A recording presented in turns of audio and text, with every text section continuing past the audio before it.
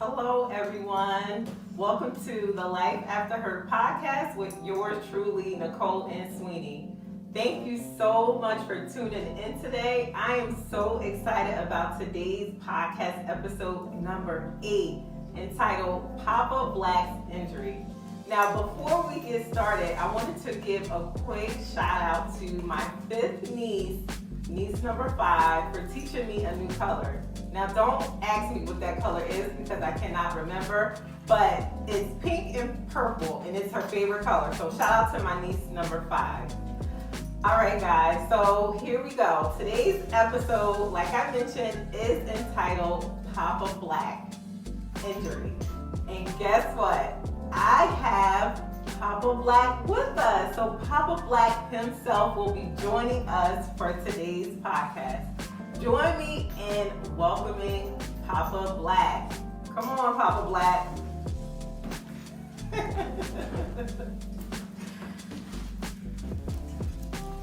Guys, you see this? Good evening, all. All right, so Papa Black. Now, I heard that if you deliver your 3rd child, they are your favorite child. Is that correct? Yes, it is. Yes. It's a joke, guys. So, Papa Black, my sisters are going to get me. Papa Black delivered me when I was born. You want to tell them about that story, Papa Black? Oh, yes, I do. Okay, what happened on All January right, 11th? it was 1984 Can you remember? in January, Okay. and it was just, ooh, Lord Jesus. It was just Shikeara and Marquise. They were the little ones, and we were in a 1-bedroom apartment. Mm-hmm. Thank the Lord that we was able to be established to get that home. Mm-hmm. And it was a winter night, storm coming. Had no, so cell phone was actually not at that time. Mm-hmm. And I didn't even have a house phone. Wow. So you didn't have a house phone? No, Okay. no. Okay. But through the communications that we had in the community of the people in the building and stuff like that there. And what happened on that night, and I was just like in place to, when your mother said, my back is hurting. I said, okay, don't tell me this is it. Okay. So then what happened next? After that, it got heavier. The pain started coming more. And when that happened, I took your mother from the bedroom to the front room and put her on the couch. Okay. And when I put her on the couch, she said, I don't want Shikeara and Marquise to see this.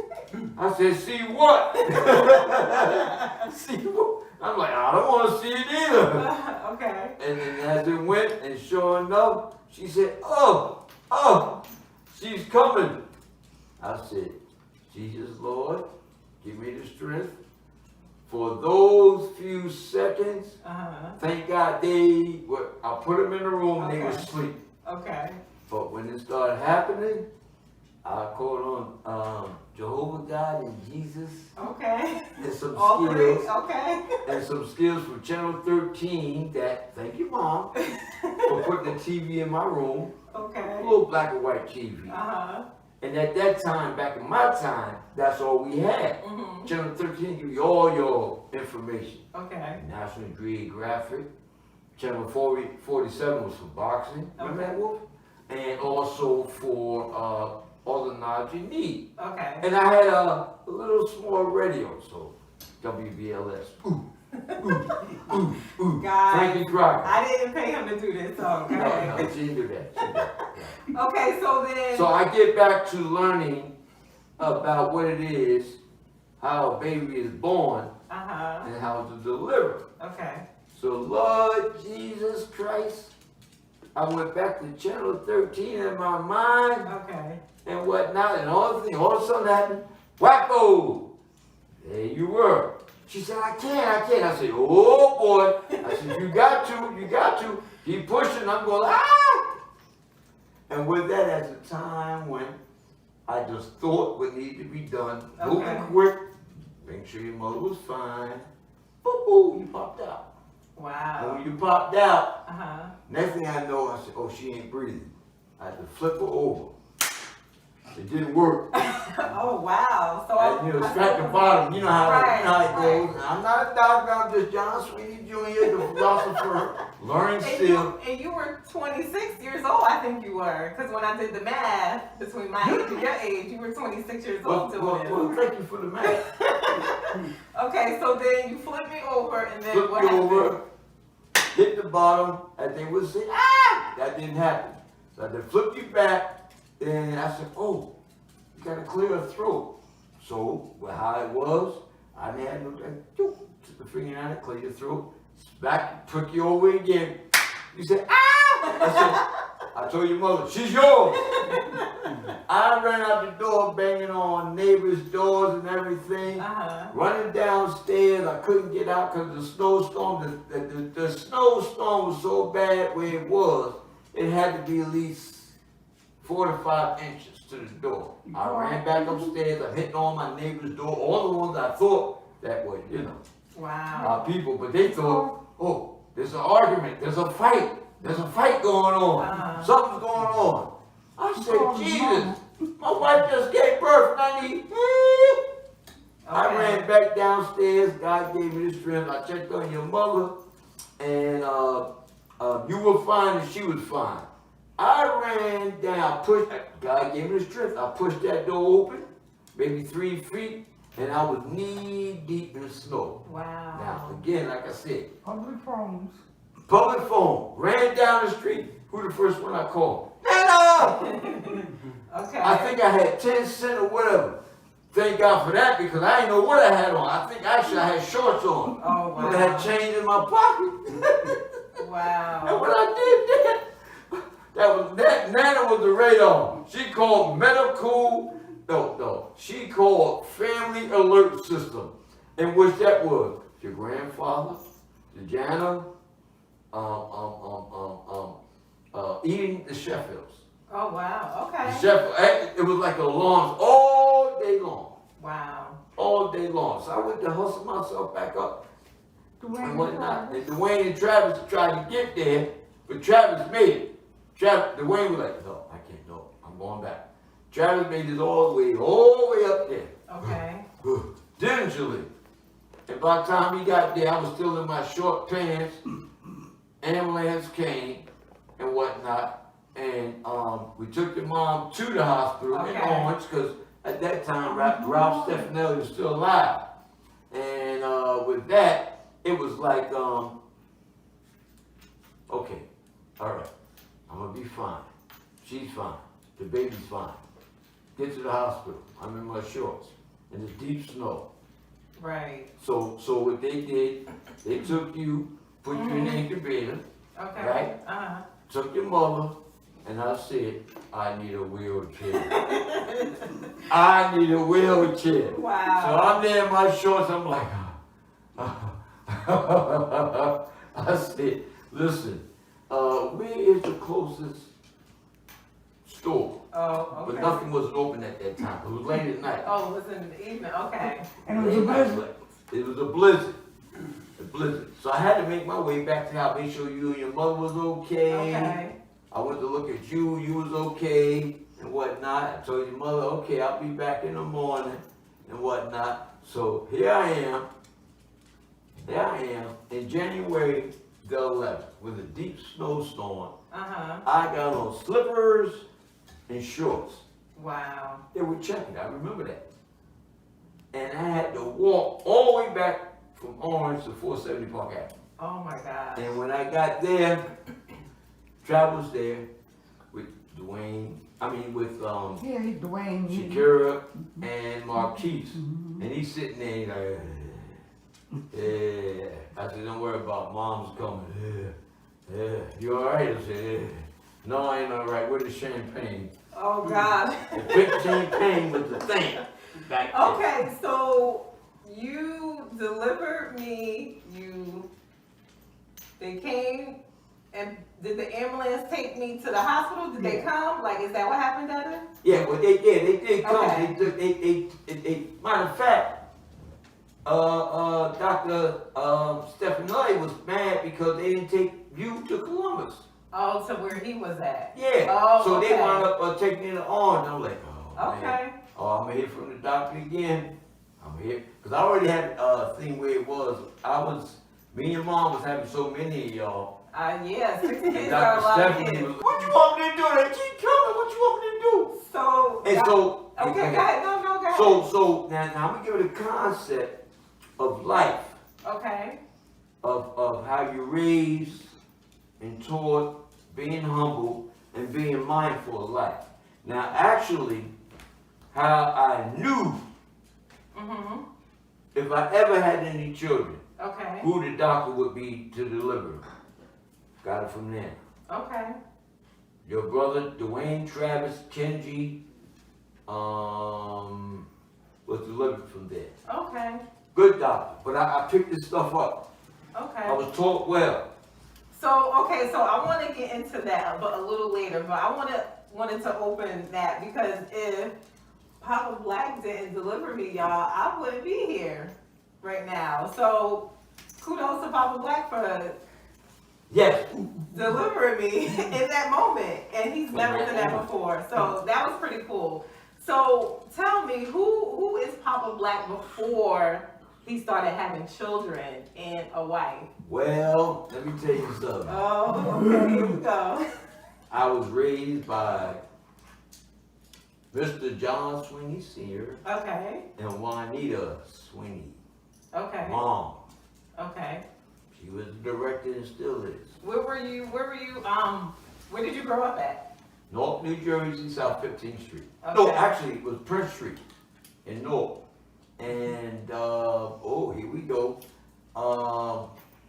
Like, I don't care what people say about anything in life, it's just a characteristic of how you live and you absorb and how your parents raise you. All right? At the age of 8, I already knew what I wanted to be. What did you want to be? A minister. Okay, a minister. Because due to the fact that where the concept was, and as your grandfather would say, that Nana was the one that picked up, she met Sister, what was next door to us, Mom? Sister Moore. Sister Moore. And they connect. She used to watch us. Okay. While Nana and Granddaddy go to work. Mm-hmm. We had to be at that door on time. Okay. Sister Moore was the place, it was the 7th floor, I think, and the projects.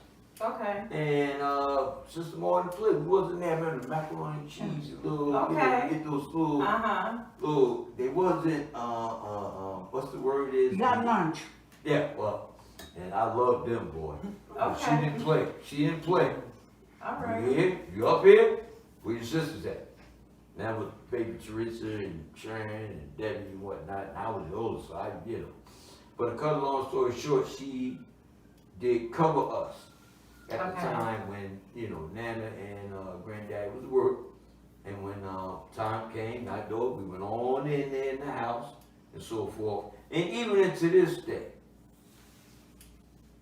these latter years in life, and she still is a witness. I haven't seen her in years, but through the years back, she was still doing her witnessing. Okay. Down on Broad Street North, where I'm going too far. With a large, Anyway, having coming from a large family, did you always want a large family? Yes, I did. Yes, I did. Okay. So with the large family, what was it like raising 5 girls and a son? That's 6 kids, y'all. What was that like for you and Mommy and Mama Black? How was that? It was a pleasure. Okay. Because it's something that I want. Okay. It's something I was always had the leadership concept. Okay. No matter what I saw through the years, and I came from a family that was at least 14, 15, and then Nana was Eugene, Aunt Mary, 3. Okay. And strengthen that alone. Right. Only thing I had to do was just be humble. And Okay. just be myself. And it was a lot of teachings for my humbleness. Right. And a lot of teachings And if things, I had to worry about that. If things wasn't right, Nancy, and then her sister, Aunt Mary, okay, what you say? And then even with the concept with your grandfather's side,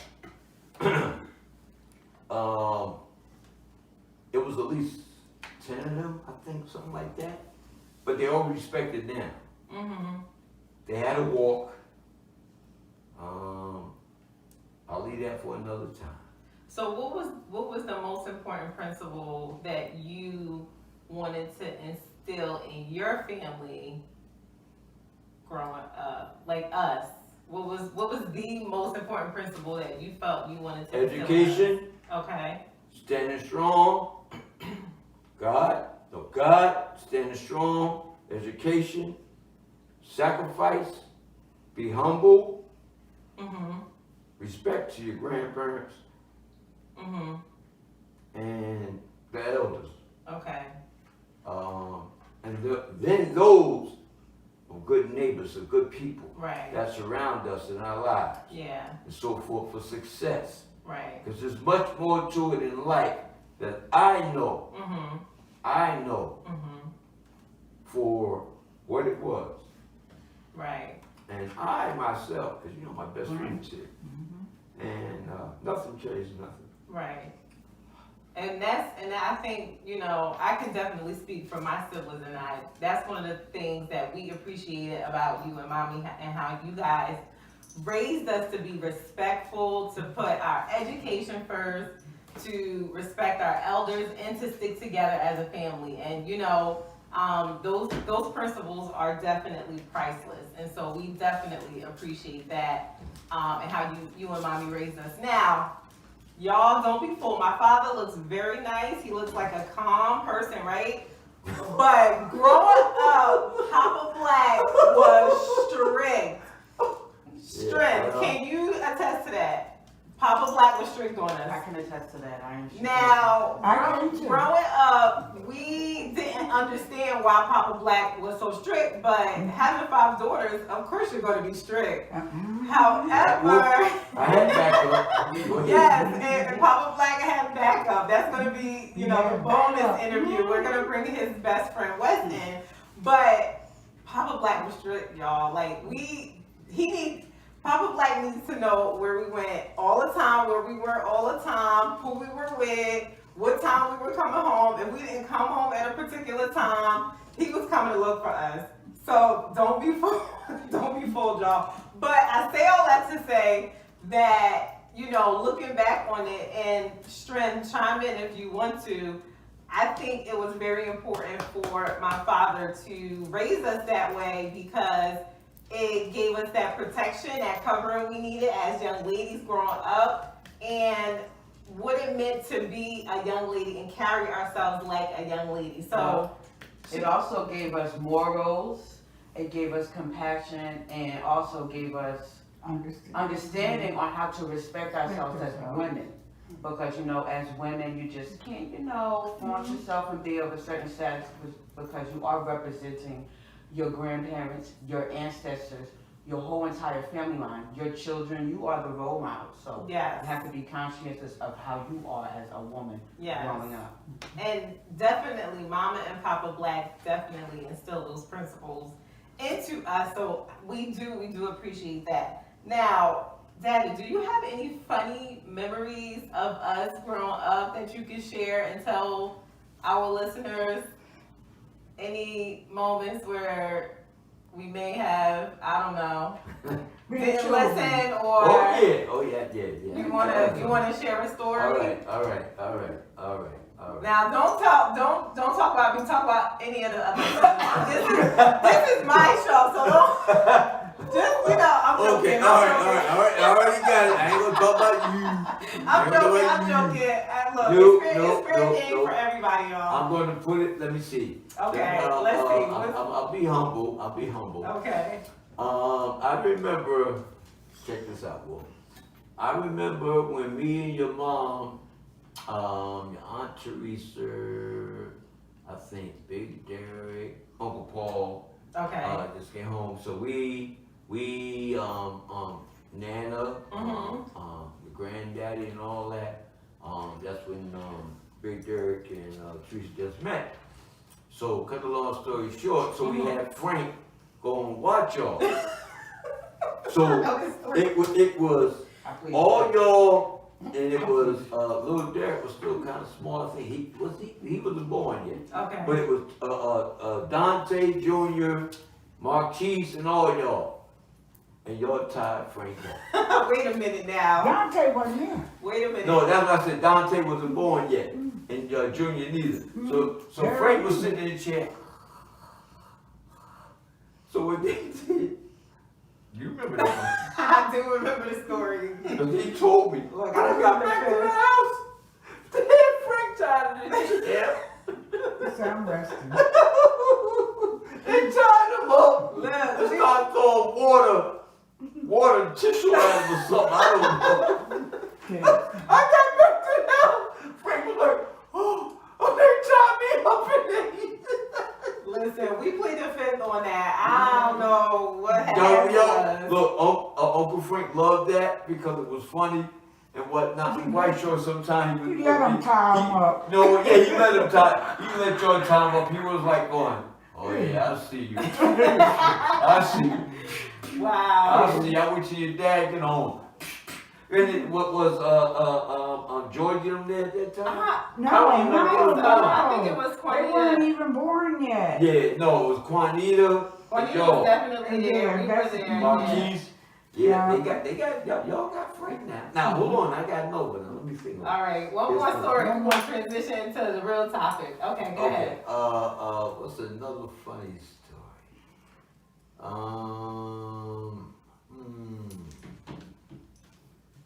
I'm trying to think of so many and whatnot. Okay, we could come back to it if you Yeah, I can't can't remember think it of it. right now. All right, so we'll come back to it. So the 8th chapter of my fiction novel, Life After Hurt, I wrote in there about your injury working at the chemical plant. Yeah, solid chemical. Yeah, Samson Chemicals. So, Oh, so I we. forget, you can't say this right That we can't, okay, let's No hope name. y'all. This is 37 years doing this with him, so just don't mind him. So what happened in that situation? Oh, what? So what happened in that situation? What happened? Oh, What's the okay, story? okay. All right, what happened with that there, the company that I was working for, and God has it as it is, at that time, the company that I went to work for, which just so happened, knew my grandfather, your great-grandfather. Okay. Mm-hmm. I was out of work. It came through the church, I believe it was, trying to find me work and stuff like that. Mm-hmm. And how God is, basically my interview was over a payphone because I was on unemployment, still moving around, no matter what it was. He didn't have the time. He trying to juggle things, so forth, and things of that nature, because he getting ready to take over the businesses with his father. So when we really started to connect, it was the day that he said, "Can you come in for the interview?" And I said, "Okay, I'll make my way." Okay. I got down there. He had a certain room area where it is for the interview, and then when we start talking, he said, "Your last name is Sweeney." I said, yeah. He said, "Okay, do you have an uncle named Leo Sweeney?" Mm-hmm. I said, "No." I said, that's my grandfather." Okay. He stopped. And when he stopped, he went back there and got his father. Oh, wow. And come to find out Mm-hmm. that the hard working that my grandfather was for many, many, many, many years, it was connection. Oh, wow. And with that, just to say, he went and got his father came in, he said, "How's your uncle?" I said, "No, that was my grandfather." I said, "Unfortunately, he passed in Yeah. 1978. Right. So he said, "What?" And then we start talking about other things Okay. and things connected from the community, how we were living there back in the days. You understand that the way my grandfather was of helping people, giving people jobs, whether it was sons, nephews, whatever the case might be. But you always had that leadership role for the work ethic. Right. And with that, when that happened, it connected. Okay. Right away, you got the job. Okay. His father remembered all that. His father remembered that where your great grandfather worked for, I think it was Archie, Mom? Archie? Okay. Yeah, Archie, Uh-huh. Archie. Right next to Side Chemical when they were on McCarter Highway or something like that. Okay. And it connected. And with that, it was like, give him the job. So it was like God almost aligned it to where Yes, he did. you, He brought that job generations was together. for you. Yeah. And Kiaki, your great older cousin, as you know, Yes. he worked for them as well, Yes. and so forth. And he got the job through your great grandfather. And there was always a legacy in that sense, in that perspective, and so forth. Keep the community going, keep my nephews going, keep the men going, do what needs to be Yeah. productive in the society. For their a lot, family. for their family. Right. And they carry right through to me. Right. And I had nothing but respect for them, and still today, Right. for them, because they did everything what needed to be through us, Right. and so forth, and through the character, and also on the shoulders of your great grandfather, Yeah. for what he had built. Yeah. Now his son, us, was around the same age, but it seemed like he was older than me, Okay. and so forth. And but he wasn't. But him and his wife connected with me, with y'all. We were into a whole nother channel after I got hired. Yeah, I remember that vividly because they treated us like family. I remember going to visit the job. I remember, them doing really nice things for us and helping us out. So Yes. I remember all of that stuff. Yes. So when the injury happened, Yes. we remember that as well because I have wrote about that in the book. And I think one of the things that a lot of, I would say, Black men is that they continue to persevere no matter what it is that they experience or what it is that they are going through to provide for their family. And we saw you do that. And, particularly in the story we talked about,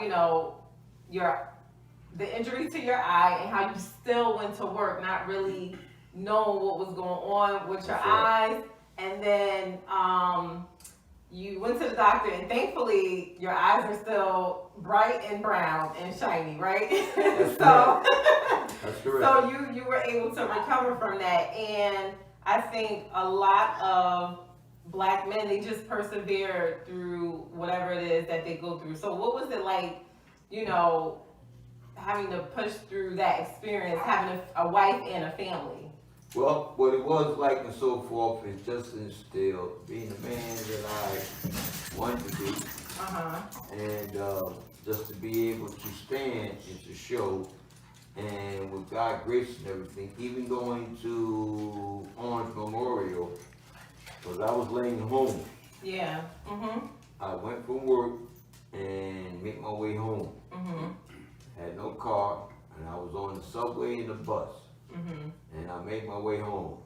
And I laid down for a little bit, and I told your mother, I said, this pain is too much. Yeah. So I had to get up, get the bus, wait on for the 41, got to the hospital, they checked me out, and of course blood pressure was up, stuff like that, and whatnot, and they saw what it was. And what it was a corrosive acid that went into my eyes. Okay. And it burnt up the tear bags Tear in back. your eye. Yeah, Okay. yeah. Okay. And with that there, so they did what they do for me, and so forth, and helped me up. and just to get back home, and told me to come back and do this and do that. And I was able to get the bus, the 41. I walked from Orange back towards Park Avenue. Mm-hmm. And either I got the 21, then had to get the 41. And I said, brother, whatever you do not drop me off in the air. But that day, I made my way home. I got to, you can edit that out. Yes. Just, And got home, called upside the chemical the next day. I just started. And I said, listen. And I talked to him. You know what his word with me is? John, don't worry about nothing. Are you going to sue me? I said, sue you for what? mm-hmm. I got a family. I'm not going to sue you. What I'm going to do is, I just got the job. I got to take care of my family. Mm-hmm. I was at the eye doctor on Ferry Street by Penn Station. And I was heading there. He was there. He was there, sitting there with his leg crossed and said, listen, Mm-hmm. here's the card. I'm not leaving until you settle. Mm-hmm. I just started. Now, you know, most entry, you got to wait for this, you got to wait for that. Yeah. He came with his card. I'm taking care of everything. Okay. Everything. Okay. Everything. Much time you need off, or whatever the case might be, you got Okay. it. You got it. I said, man, it ain't about the money. I got a family. So it's about the family. Yeah. It wasn't about me. Right. It was about my family. Right. And about your family. Mm-hmm. Because your family knew my grandfather. Mm-hmm. Your family knew what it is to build up life in the business and things of that nature. Yeah. To struggle, to do the things in the community for the people. Yeah. And that's just what it was with him. Okay. And sure enough, he came through. Wow. He came through. So it's important to have good people around you, right? Yes, it when is. you are going through things, they help you out. So that was a blessing It was. that you were surrounded by good people. Yes. And having that godly spirit and learning, and as they say, when you're young, be still, be quiet. Young, be still, be quiet. Because you never know how the road of life might go. That's or right. who you might run into. That is true for sure. You never know who knows who and who's connected to who. That's right. Yeah. Through generations and generations and generations. Absolutely. Because this is the world that we have. That's the world we live in. And so towards the end of the chapter, we actually talk about Papa Black's two best friends. And we have one of Papa Black's best friends here. But before we bring him on, I just want to thank Papa Black for coming on Life After Her podcast. And you guys heard straight from him, my father, Papa Black. So thank you, Daddy. Thank you for coming on. Thank you for being the father that you were and are to us. You're welcome. We, love you and Mommy, and we just thank you Oh, guys. yes, I know they love me. How They love me. we just thank you how you guys raised us. And although we struggle, we know that you guys instill priceless principles into us that we can carry on to our children, and they'll carry it on to their children. And we are blessed to even have our grandparents. So before we end, as per usual, I want to tell you guys today's podcast episode affirmation, which is don't do what's easy, do what's right. All right, guys, tune in next week for the podcast, and I hope you guys have an amazing day. Whatever time you're listening to this, take care and God bless. Bye. You want to say bye? Oh.